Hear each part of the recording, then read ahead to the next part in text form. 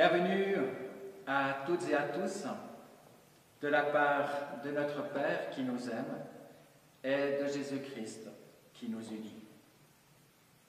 Réjouissons-nous de vivre ensemble ce temps de culte que nous voulons rendre à Dieu pour recevoir du fruit de l'amour et de la paix que seul peut nous donner notre Seigneur.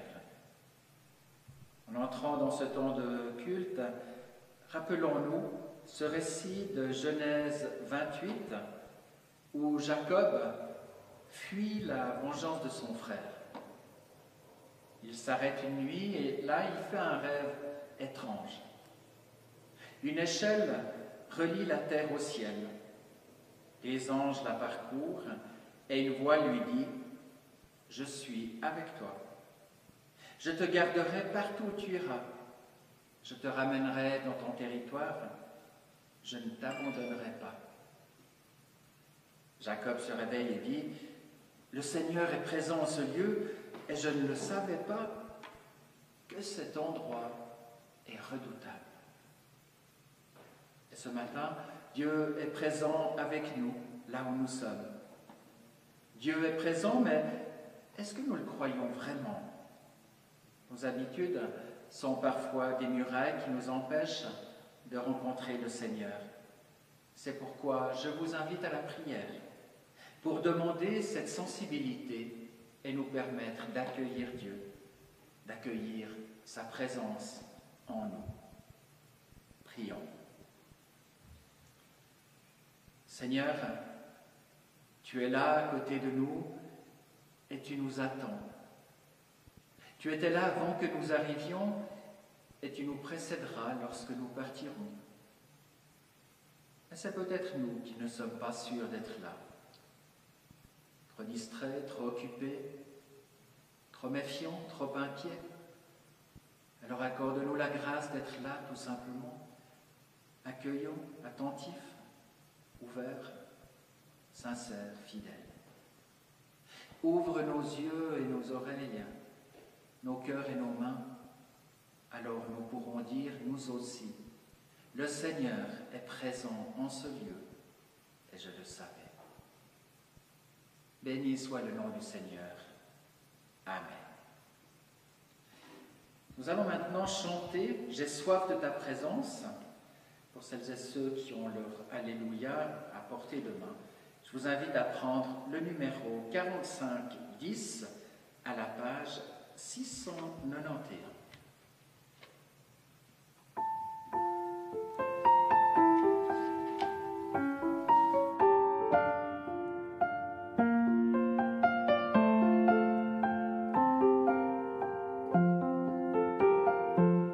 J'ai soif de ta présence, divin chef de ma foi, dans ma faiblesse immense, que ferais-je sans toi? Chaque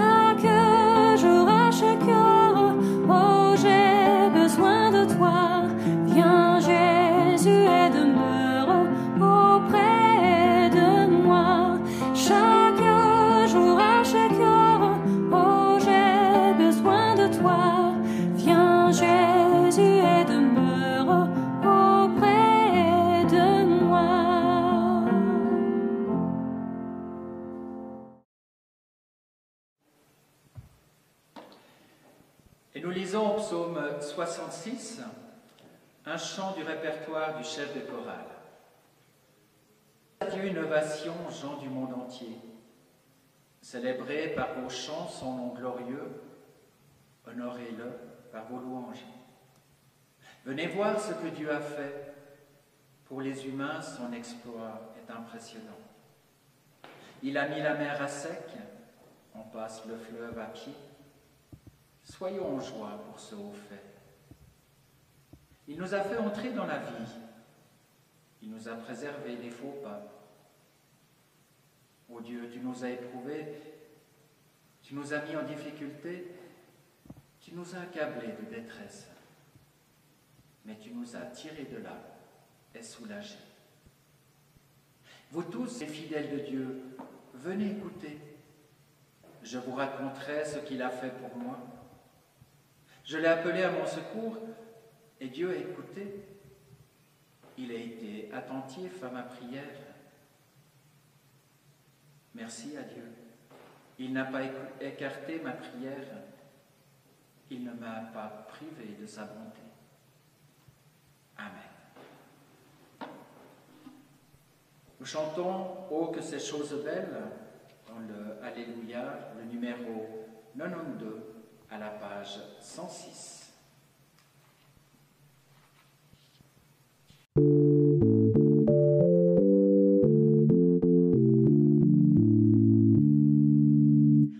Oh, que ces choses belles de te louer, Seigneur, de chanter ta splendeur au milieu des fidèles.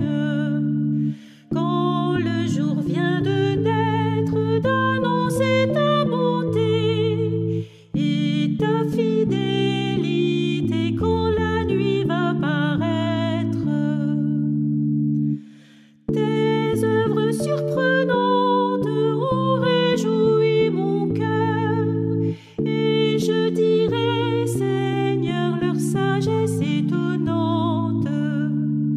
Tes pensées sont profondes, plus il les étudie, plus l'homme est interdit, ta main garde le monde.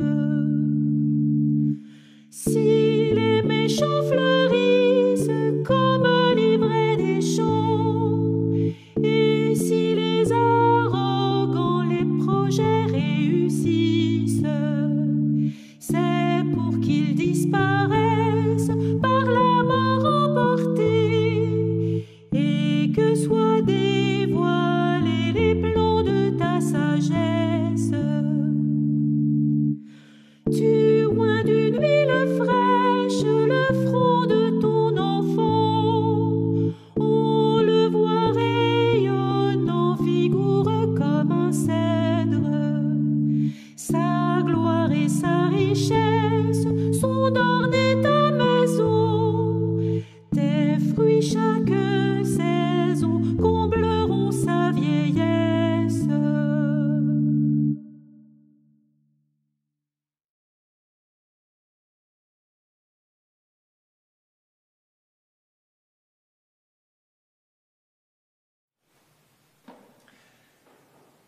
Nous lisons dans le livre de l'Apocalypse au chapitre 2. Je connais tout ce que tu fais. Je connais tes efforts et ta patience. Je le sais, tu ne peux pas supporter les gens mauvais. Mais j'ai un reproche à te faire. Tu ne m'aimes plus comme au début. Souviens-toi, tu avais bien commencé et puis tu es tombé. Change ta vie et agis comme tu agissais au début. Nous prions. Seigneur, en nous se côtoie le désir d'être fidèle à ta parole et notre difficulté à t'écouter. Trop souvent, nous voulons agir avec nos propres forces, faire le bien selon notre propre jugement et écouter notre voix intérieure uniquement. Alors pardonne-nous notre orgueil et notre égocentrisme, notre difficulté à t'écouter et à te faire confiance. Apprends-nous le lâcher-prise dans les situations que nous bloquons par notre incrédulité, pour que notre colère ou notre tristesse puisse être déposée au pied de ta croix. Et Seigneur, donne à nos oreilles de t'entendre, et nous pourrons, par le souffle de ton esprit, retrouver notre confiance en toi et t'aimer à nouveau comme au début. Amen. Les paroles de pardon, nous les trouvons dans l'évangile de Marc, au chapitre 7. Les gens amènent à Jésus un homme qui est sourd et qui parle difficilement. Alors Jésus emmène l'homme avec lui loin de la foule. Il met les doigts dans ses oreilles, puis il lui touche la langue avec sa main mouillée de salive. Ensuite, Jésus lève les yeux vers le ciel, il pousse un soupir et dit « Ephphatha ». Cela veut dire « ouvre-toi ». Aussitôt, les oreilles de l'homme s'ouvrent, sa langue est guérie et il peut parler normalement. Ce matin, c'est à chacune et à chacun que Jésus dit « Ephphatha », ouvre-toi. Que nos oreilles s'ouvrent à l'écoute de la parole de Dieu, que notre regard s'ouvre à sa présence réelle, que notre esprit s'ouvre à son intelligence et que notre cœur s'ouvre à son amour. Ephphatha, ouvre-toi. C'est recevoir le pardon et l'amour de Dieu au plus profond de notre vie. C'est accueillir en nous sa présence qui console et guide vers l'espérance. Amen. Au numéro 4704, à la page 732, nous chantons « Confie en Dieu ta route ».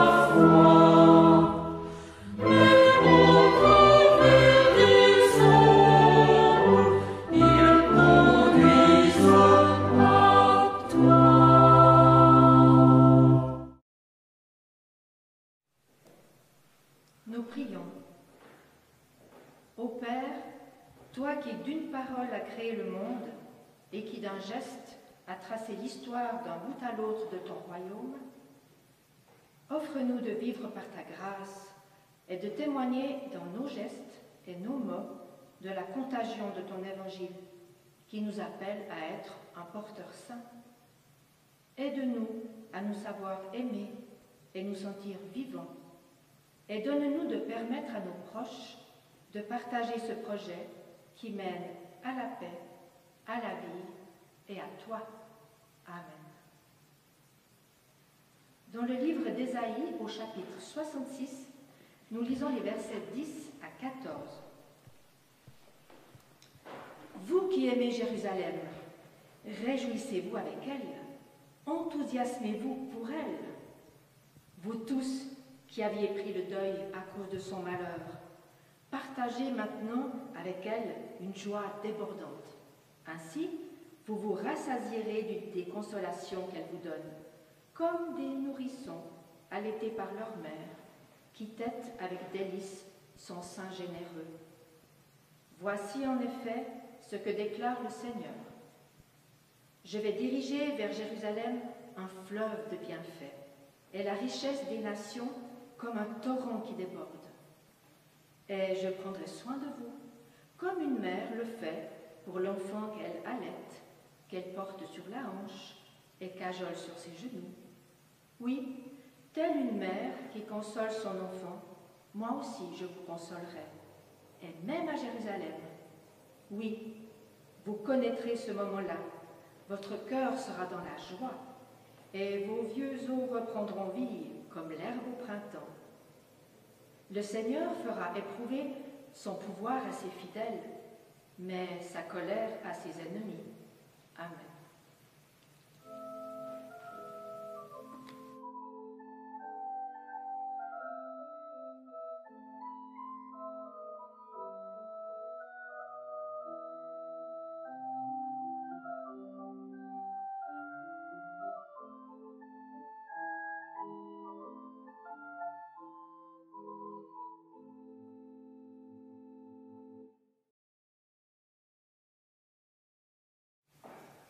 Dans l'évangile de Luc, au chapitre 10, nous lisons les versets 1 à 12. Précédemment, plusieurs personnes s'étaient approchées de Jésus, lui disant souhaiter le suivre.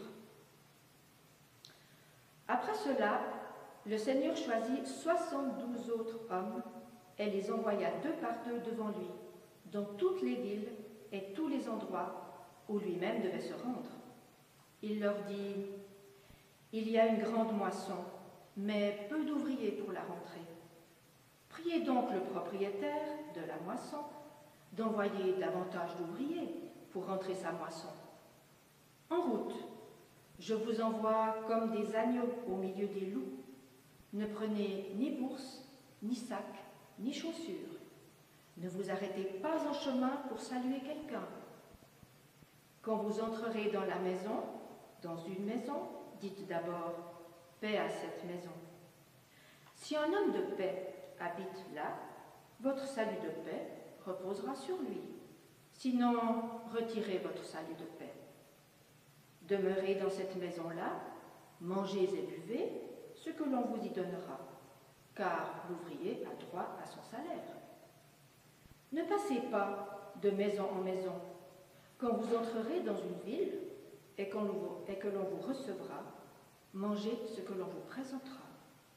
Guérissez les malades de cette ville et dites à ses habitants, le royaume de Dieu s'est approché de vous. Mais quand vous entrerez dans une ville et que l'on ne vous recevra pas, sortez dans les rues et dites, nous secouons contre vous la poussière même de votre ville qui s'est attachée à nos pieds. Pourtant, sachez bien ceci, le royaume de Dieu s'est approché de vous.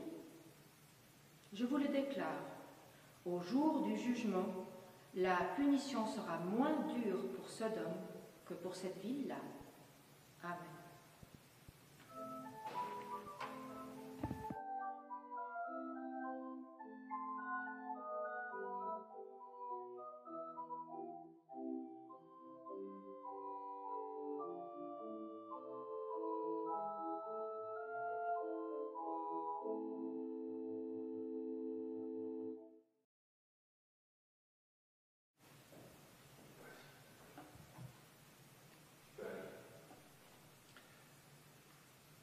Après quelques succès et beaucoup d'échecs en Galilée, Jésus se prépare au voyage sur Jérusalem. Afin de préparer la suite et le ministère de ses disciples pour quand il ne sera plus là, il choisit 72 hommes, donc pas seulement des disciples proches, et il les envoie deux par deux pour annoncer l'Évangile. Il les envoie en toute simplicité, voire même sans aucune sécurité, pour éprouver leur foi et leur confiance en un Dieu qui agit à leur côté. Mais eux aussi connaîtront le refus comme Jésus, et ils ne devront pas s'y arrêter. Lorsque les villageois refuseront de les écouter, ils devront secouer la poussière de leurs pieds pour ne pas la prendre avec, ne pas porter en eux la culpabilité du refus. Eux aussi connaîtront la haine. Je vous envoie comme des agneaux au milieu des loups, mais ils devront quand même inlassablement annoncer et apporter la paix. Car il faut croire à la contagion de cette paix. Quand nous souhaitons vraiment de tout cœur la paix à quelqu'un, réellement, la paix grandit. Pour autant que notre interlocuteur soit lui aussi un ami de la paix. Car s'il ne l'est pas, Jésus leur dit « Secouez la poussière de vos pieds ». C'est-à-dire ne vous laissez pas alourdir par les échecs, les refus, que rien ne vous fasse traîner les pieds en quelque sorte. Être comme des agneaux au milieu des loups montre que nous sommes envoyés en mission pour proclamer la paix, le pardon et l'amour de Dieu, dans des milieux réfractaires à cette parole. C'est ce qu'ont fait Martin Luther King ou Gandhi, par exemple, en manifestant de manière pacifique et non violente pour la justice sociale. C'est ce que font encore aujourd'hui celles et ceux qui réclament une justice raciale. Mais pour autant que cela se fasse dans le respect mutuel. Les violences, les casses, les incendies et les brutalités de part et d'autre, ainsi que toute forme d'agressivité, ne peut être vue que comme une attaque bestiale. La place laissée aux loups qui sommeillent en nous. Parce que de ce récit, nous pouvons aussi en faire une lecture plus métaphorique et intérieure. En nous cohabitent le loup et l'agneau, la ténèbre et la lumière. Le loup, depuis longtemps, c'est un des prédateurs qui rivalise avec l'espèce humaine. C'est celui qui fait peur, qui attaque, qui dévore et qui déchire. C'est celui qui met à mort. Et il symbolise tous les dangers qui menacent notre vie. Dans une meute de loups, c'est la loi du plus fort, du dominant, sans aucun état d'âme. Le plus faible, le plus fragile, doit s'adapter à cette loi, sinon partir ou mourir. Et puis l'agneau, c'est le symbole inverse. Il est doux, fragile, débonnaire et végétarien. Il est petit et sans défense, et c'est en fait une proie idéale qui a peu de moyens de se défendre. C'est pourquoi il y a quand même quelque chose de révoltant dans ces paroles de Jésus. Si Dieu veut réellement nous envoyer apporter l'Évangile au monde, pourquoi ne nous a-t-il pas dotés de puissance et de pouvoir? Pourquoi n'est-ce pas ses disciples qui devraient être des loups aux mâchoires puissantes face à des brebis forcées de recevoir la parole de Dieu?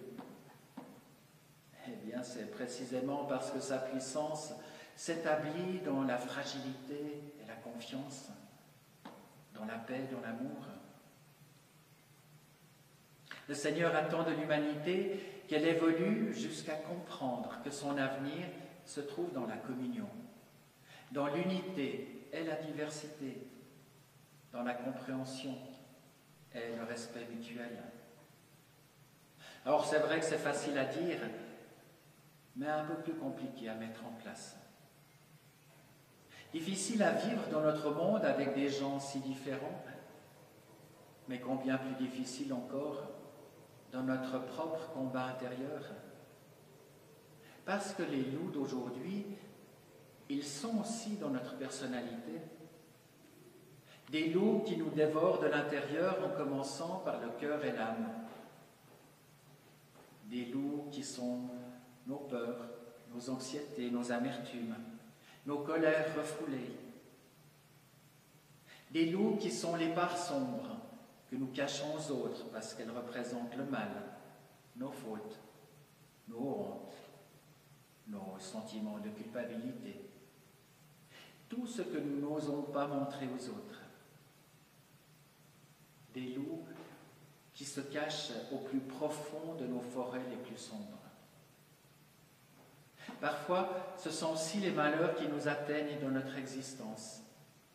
Une maladie, un accident, un deuil, un échec, une perte, une mauvaise affaire, une trahison, un abus, un mensonge, une filouterie. Des événements qui nous rendent aigris, méfiants, colériques et égoïstes. Tout cela parce que nous nous sommes sentis sans défense, comme un agneau dévoré dans un enclos et sans protection. C'est pourquoi cette demande de Jésus d'être comme des agneaux au milieu des loups est insupportable en termes de justice humaine. Et l'on peut comprendre le rejet de beaucoup de nos contemporains face à une pareille injonction. Le texte d'Ésaïe 66, que nous avons entendu en première lecture, peut nous donner par contre une clé. Là, il est question de consolation, d'un amour maternel de Dieu qui cajolle, aime, réconforte, nourrit et donne la vie. Alors que les Hébreux sont dans la misère, car ils ont été vaincus. Jérusalem a été détruite, le temple rasé, et le peuple emmené en exil à Babylone. Et 50 ans plus tard, lorsque certains peuvent y revenir et reconstruire la ville, eh bien, ils constatent que d'autres se sont installés à leur place. Et c'est justement à ce moment-là qu'Ésaïe les encourage à l'espérance et à la confiance en ce Dieu qui aime, nourrit et prend soin de ses enfants. Cela signifie qu'au plus profond de l'incertitude, des doutes, des souffrances et de l'injustice, le Seigneur nous invite à nous tourner vers lui pour recevoir la consolation, l'amour et les forces pour aller de l'avant. Cela signifie pour nous aujourd'hui que dans toutes les injustices que nous subissons, dans nos souffrances, dans nos fragilités, nos limites et nos impossibilités, il y a quelqu'un qui nous ouvre les bras pour nous accueillir et nous consoler. Mais peut-être aussi que cela ne se limite pas seulement à cela. Car être comme des agneaux au milieu des loups, c'est refuser que la force triomphe. Ne pas accepter la loi de la jungle, qui est la loi du plus fort. Être comme des agneaux au milieu des loups, c'est résister avec nos valeurs de vie et ne pas nous laisser envahir par les besoins instinctifs de notre nature humaine. Cela ne veut pas dire pour autant de se laisser dévorer gratuitement. Les agneaux peuvent apporter au loup une vision différente, celle que l'on retrouve dans le chapitre précédent d'Ésaïe, qui dit justement que le loup et l'agneau paîtront ensemble. Les agneaux doivent apprendre à combattre, non pas avec des armes, car ils n'en ont pas, mais avec leur cœur et avec leur sagesse. Au cours des siècles, l'Église s'est trop souvent trompée en usant de force et de pouvoir pour convertir et asservir les peuples. Et chaque fois, cela a mené mort et désolation. Alors aujourd'hui, il nous faut comprendre que le projet d'amour de Dieu se trouve dans nos possibilités d'aimer les autres plutôt que de les combattre. Ce que Dieu nous demande, c'est un témoignage en cohérence et en congruence avec son amour qui ne peut tolérer la vengeance et les bains de sang. Jésus-Christ a donné sa vie pour cela. Comme un agneau, il s'est laissé crucifier à notre place, afin que nous n'ayons pas à être des victimes de ce combat inégal avec le mal. Alors apprenons maintenant à lui faire confiance dans toutes les circonstances de notre vie, pour ne pas être en tentation de nous venger et de devenir loup au milieu des loups.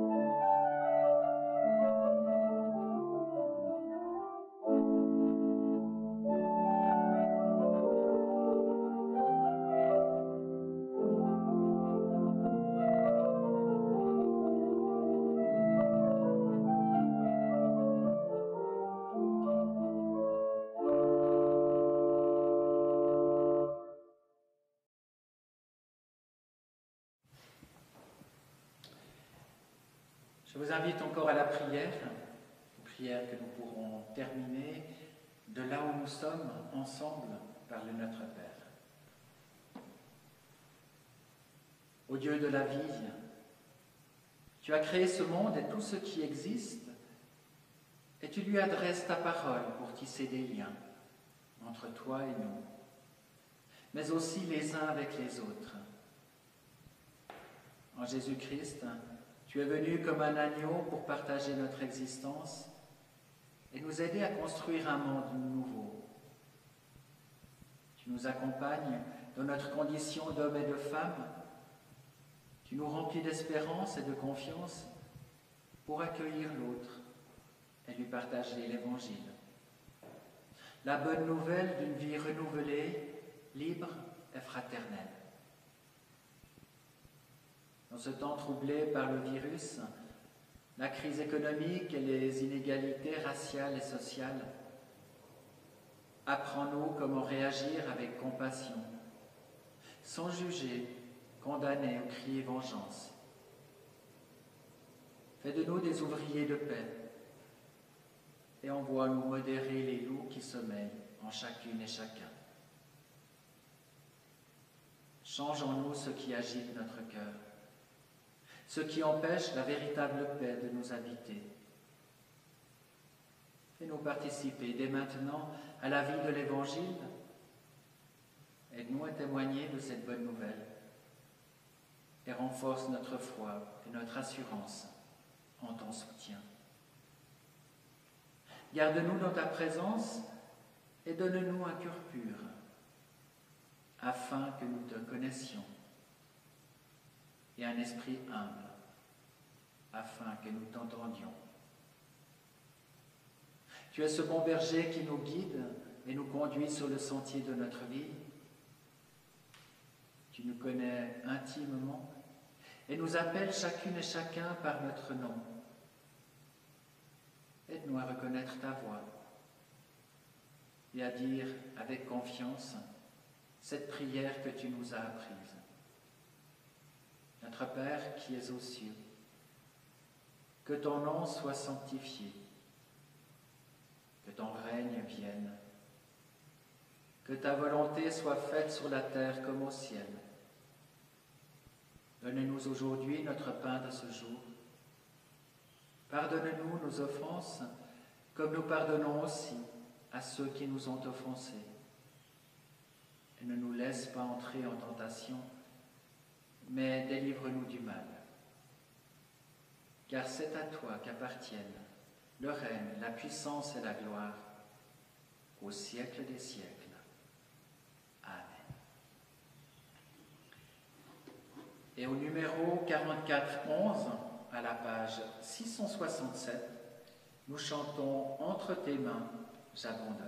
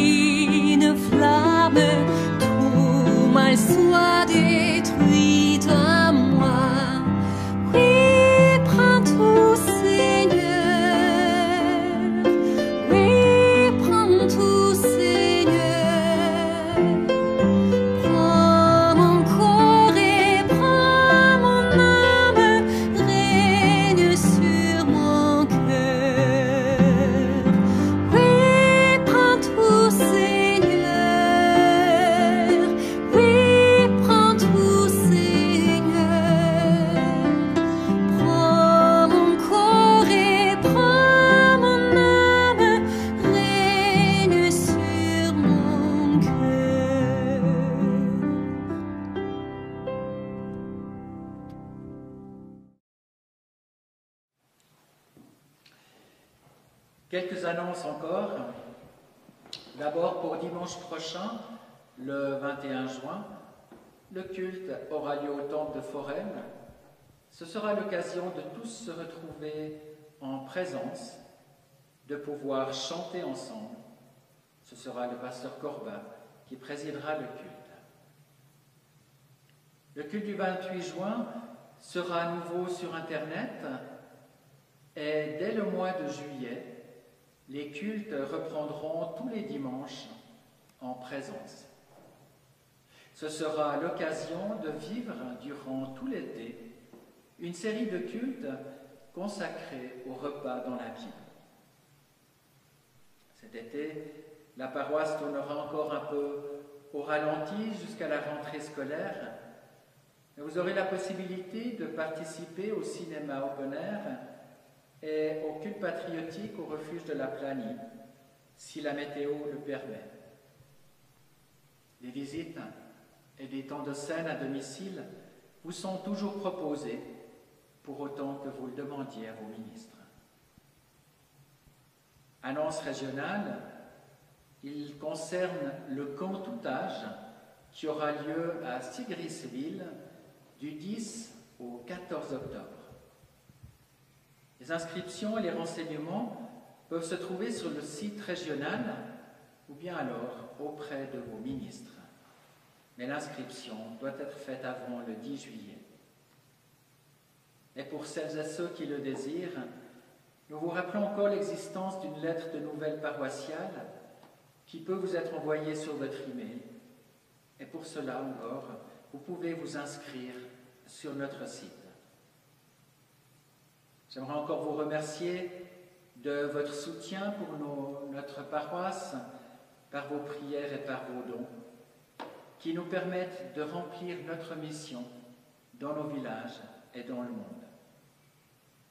Si vous le souhaitez, vous pourrez trouver le numéro de compte sur le site internet ou bien encore affiché dans les vitrines des temples. Nous allons maintenant chanter notre dernier chant. Ce sera le numéro 4415 à la page 670. Ô prends mon âme.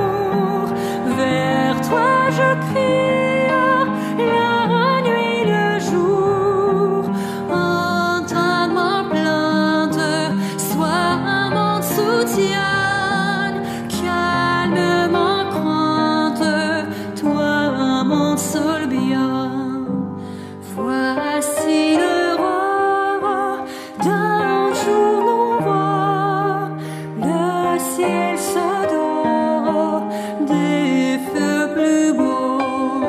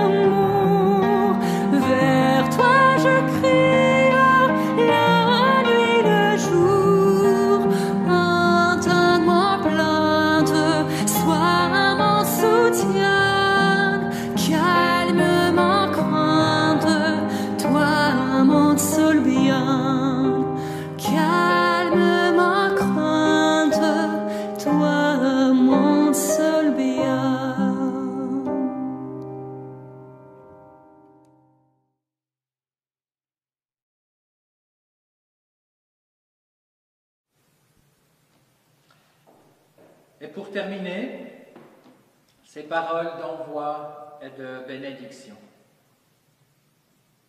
Je prendrai soin de vous comme une mère le fait pour l'enfant qu'elle allaite, qu'elle porte sur la hanche et cajole sur ses genoux. Je vous consolerai et vous connaîtrez ce moment-là. Votre cœur sera dans la joie et vos vieux os reprendront vie comme l'herbe au printemps. Que la tendresse de ce Père au cœur de mère soit déposée au plus profond de notre être et que notre vie puisse être nourrie de sa présence et de tout ce qu'il veut nous donner. Allons, dans la grâce et dans l'amour de Dieu, Père, Fils et Saint-Esprit. Amen.